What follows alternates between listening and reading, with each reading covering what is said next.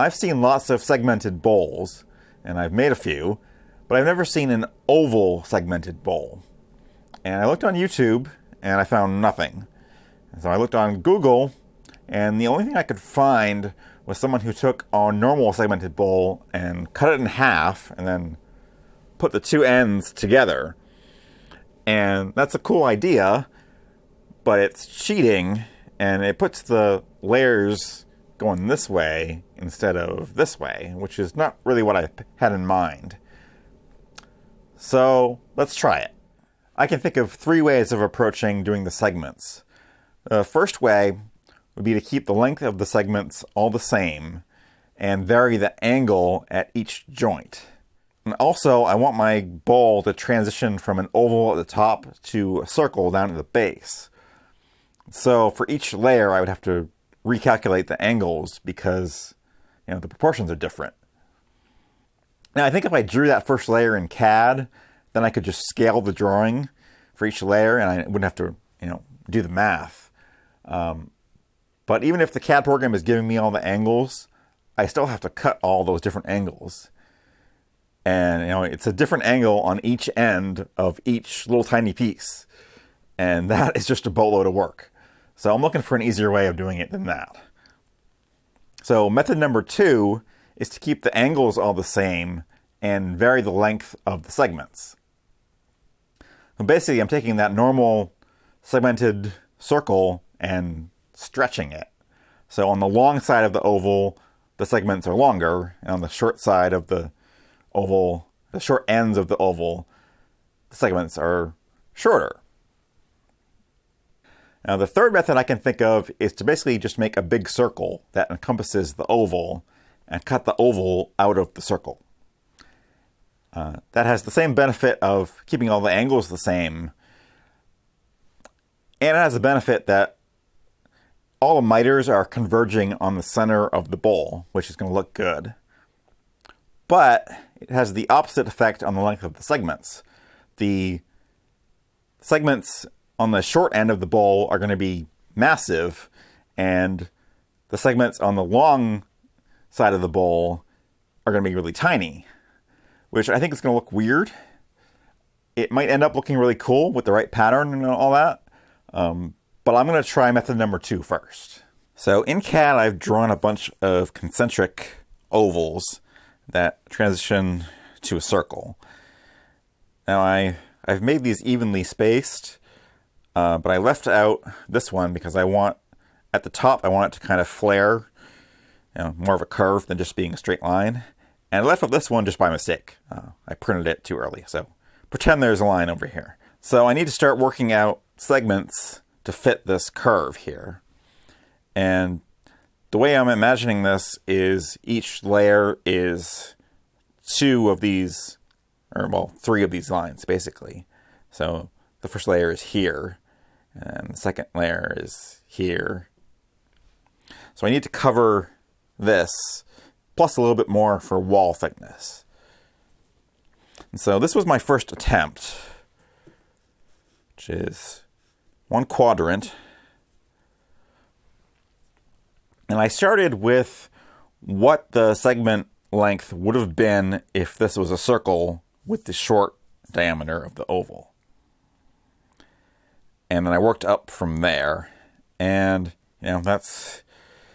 it's not really a nice progression. These are really short, and then I have this really long piece here. So then I went to the next layer, and you'll notice that on the next layer, I need a different pattern. On a normal circular segmented bowl, you just have one pattern and you rotate the circle to get the offset of half a segment. But I can't rotate an oval like that, so I need a different pattern. But I was looking at this, and this is a nicer progression. So, and I have to point out that this segment now is smaller than what the segment would have been for the circle. And that was something I hadn't considered originally, of making a segment that was smaller than that. But I like this progression a little bit better, but there isn't quite enough difference between these two. So this time I started with what was the second pattern, because I like this progression here in that I forget exactly what the ratio is. I think it's 1 1/3, but that ratio is constant, and this one to the midpoint is on that same ratio to this one. So it worked out with a nice progression. And then I tried to bisect that again, but you'll notice, like, at this point, I really can't see the pattern anymore. So it's really hard to work out where this is supposed to be on here when I can't see the lines anymore. And I tried making the two ovals with these two patterns, and I was not happy with where it lined up on this one. And also, I was thinking that, so on the circle, I can calculate what the segment length is supposed to be. And I know the segment length that I've come up with over here, and these are a constant proportion. So I was thinking I could just sort of interpolate from this size to what the final size is going to be, and it would all just kind of work out. But then I realized, well, this segment is smaller than the segment that's going to become over here. And so this segment is going to be getting bigger while the ovals get smaller. And that didn't make any sense, and my brain just kind of shut off at that point. And I gave up on math. Math is stupid. Okay? So we need a simpler approach to this than what with all the interpolating nonsense that I was going to do. So I've gone back to the CAD, and I used the CNC to make a template for each layer. So this is 3 lines, and then I added 3/8 of an inch on the outside for the wall thickness. And then because I skipped one layer in here, I didn't do it on my templates, but I'm adding an extra 1/2 of an inch on this layer and 1/4 of an inch on this layer to give me a little extra buffer to be able to make a curve there. With the templates, I was able to put the template for the next layer on top of the previous layer, and it was very easy to just mark where those segments were supposed to end.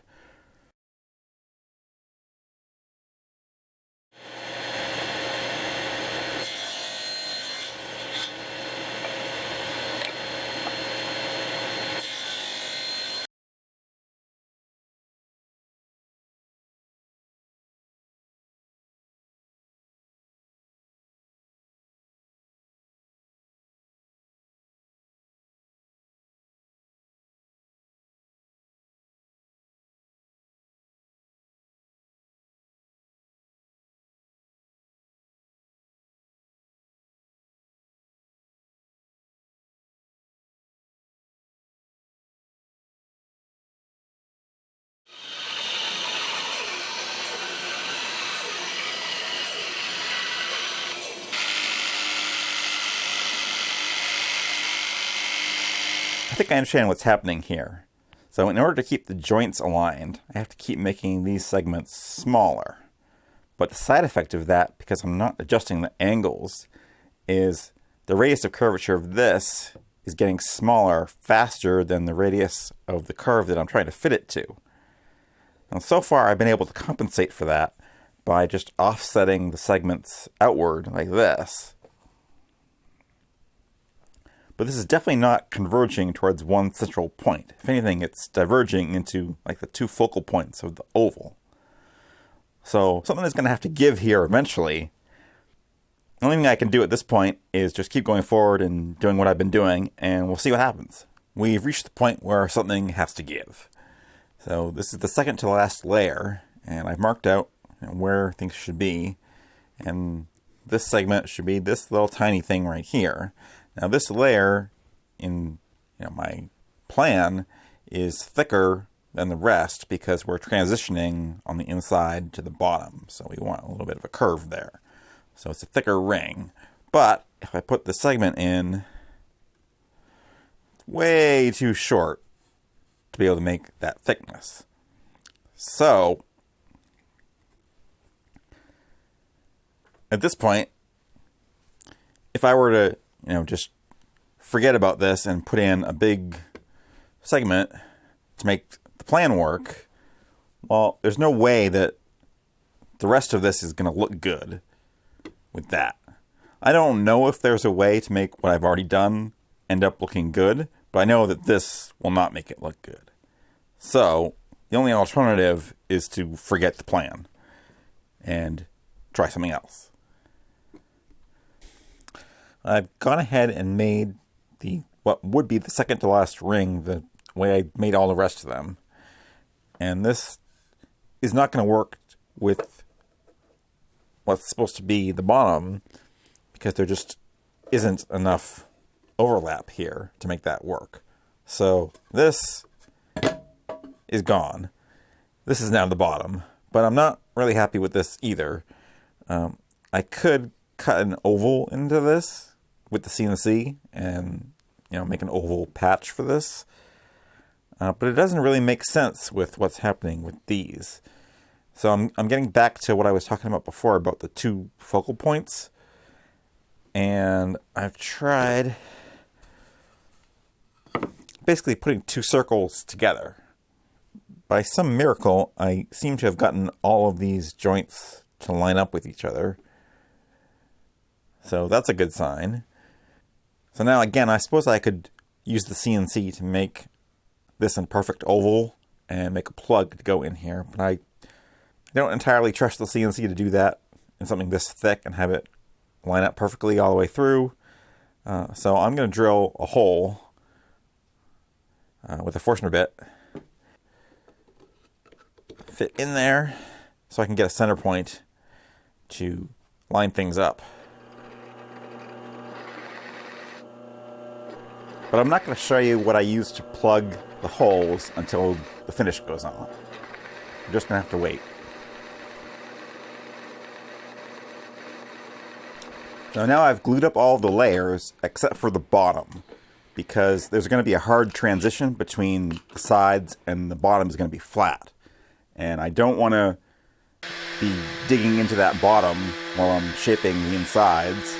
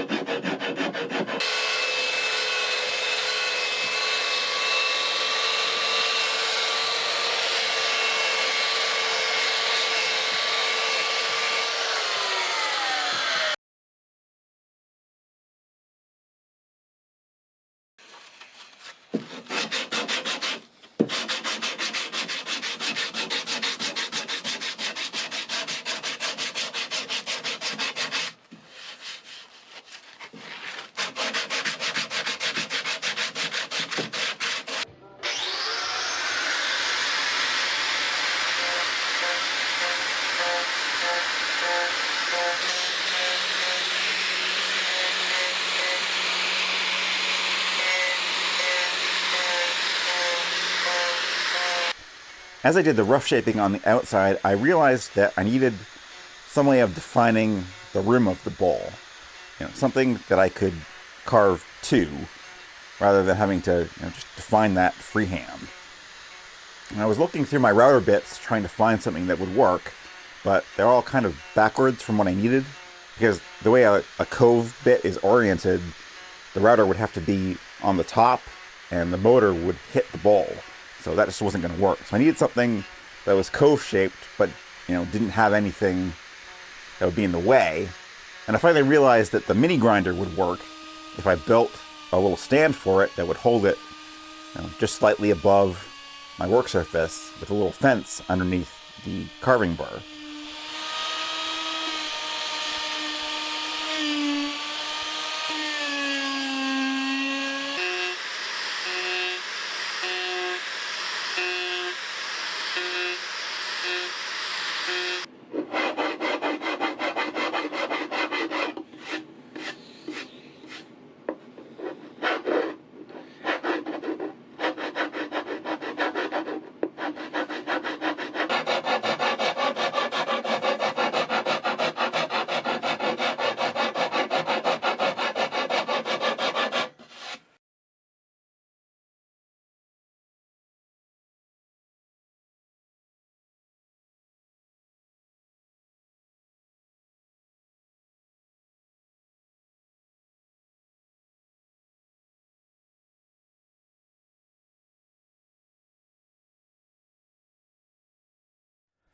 Well, it's time for me to fess up to what happened with these plugs down at the bottom of this thing. I was turning the plugs on the lathe, and they were hot glued to a waste block on the faceplate. And everything went fine until I did a test fit, and it fit, but the plug was tapered, and it got stuck. So when I pulled the bottom off of it, it popped off of the waste block. And there was no way to get it back on and be centered again, and when it was already almost there. And I could have put it in the chuck, but I was afraid that it was going to put some little dents in it. So I just sanded the fat end a little bit by hand and just tried to fit it in there. And it was too tight. And it only went in about 2/3 of the way. And I knew exactly what was going to happen when I did this, but I just hit it harder and harder until the miters blew apart because, I don't know, I was frustrated and I should have walked away, and I didn't. And so then I put it back together again after using the spindle sander to make the opening a little bit bigger, but the plug was tapered, so there are some small gaps on the inside and some big gaps on the bottom. So that was not great. On the inside, I didn't think the gaps were really noticeable until the finish went on. Now they look a little bit bigger, but the filler I used is darker, so that's kind of why it's standing out right now. When the cherry darkens with age, that'll blend in a little bit better. But it doesn't really matter that kind of ruined the perfection of this thing, because it was never going to be perfect right from the beginning, because one of these segments has a big old crack in it, and the one on the other side also has a small one that was the next piece over from this one.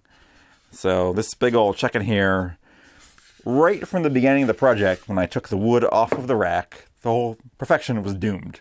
So that kind of takes the sting of ruining it with the plugs out of it, I guess. But really the whole purpose of this was not to make a perfect object. It was to do an experiment of what was going to happen with doing these miters, and also an experiment to see whether making an oval bowl like this was something that I wanted to pursue doing maybe on a limited, regular basis. And while I did really enjoy the process of carving it, the power carving, and I enjoyed some of the shaping, the chasing of perfection to get this shape, and it's not perfect, but it's real close. If you go run your hands on this like this and go feeling for it, you can tell that it's not perfect. But if you just sort of handle it normally, you don't notice anything that's wrong with it. So,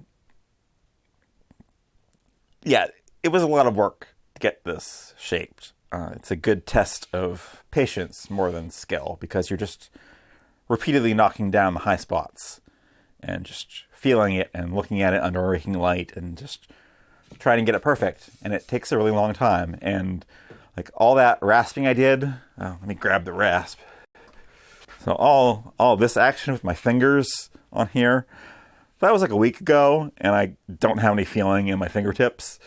I really should have worn a glove for that. But then you're also feeling it constantly, and you don't want to put the rasp down every time to feel with this hand, so you need like your fingers to be able to feel what's going on.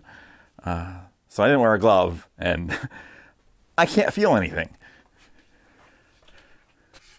The shape, I think, is interesting. It's kind of depends on what direction you look at it. I think looking at it like this, it looks really cool.